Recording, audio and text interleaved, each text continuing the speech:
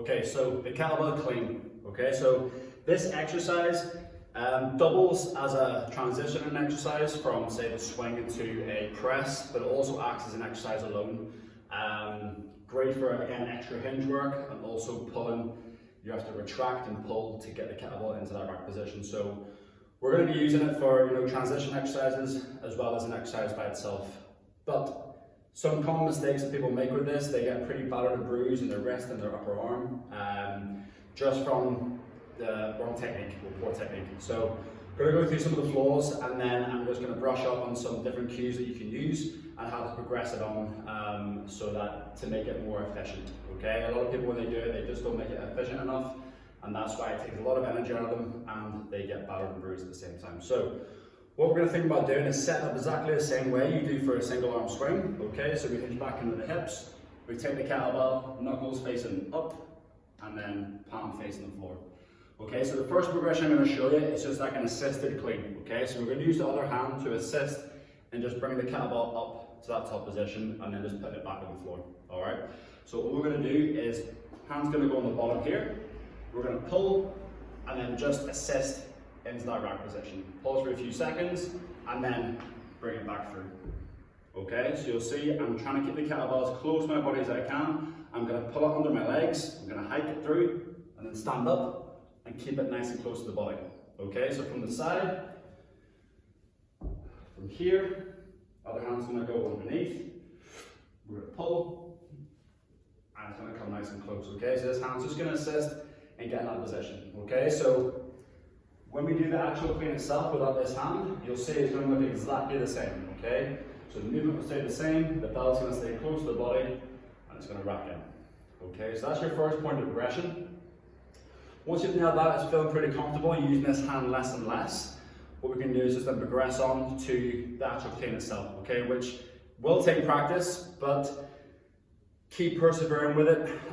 You'll find maybe out of the first 5 to 10 you do, you maybe get 1 or 2 correct, and then we're just trying to increase that ratio as time goes on. So what we're thinking about doing is, a good cue to use is imagine there's a big glass pane window in front of you. Okay, so whenever you stand up with the kettlebell isn't going to come out here like it does with a single arm swing. If it does, you're going to smash them into the pieces. Yeah? We want to think about pull the bell under, then as we stand, we're actually going to drive our elbow back, so the kettlebell's pulling in, and then from here, we're going to punch up. Okay, so we're going to catch the kettlebell in that kind of rack position here. Okay, so it's going to come through, we're going to drive our hips forward, we're going to pull the elbow back all at the same time, and then drive through. So all stays nice and close, okay? So what that's going to look like from here, we set up, shoulder packed in, breath of air, pull, elbow comes back, okay? So we're always thinking about driving that elbow back and actually pulling the hand a little lower than what you think. So as we pull, that elbow's coming back, but I'm also going to think about pulling my hand to my hip, okay?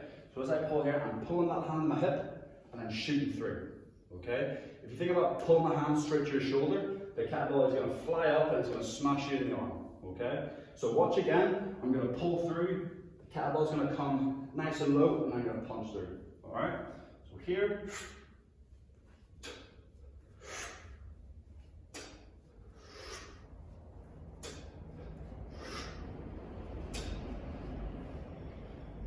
okay?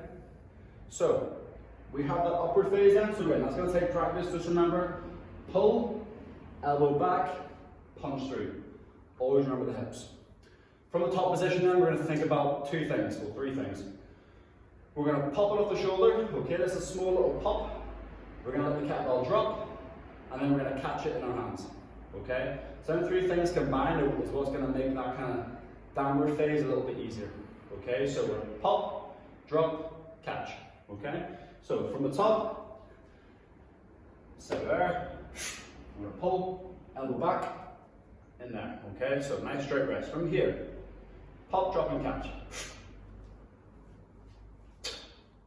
So pop, drop, and I'm catching it just at my legs there, just at my, my kind of pelvis area. So pop, drop, catch, and make sure you go into that hinge, okay? You see how high I'm pulling the bell? Up my thighs.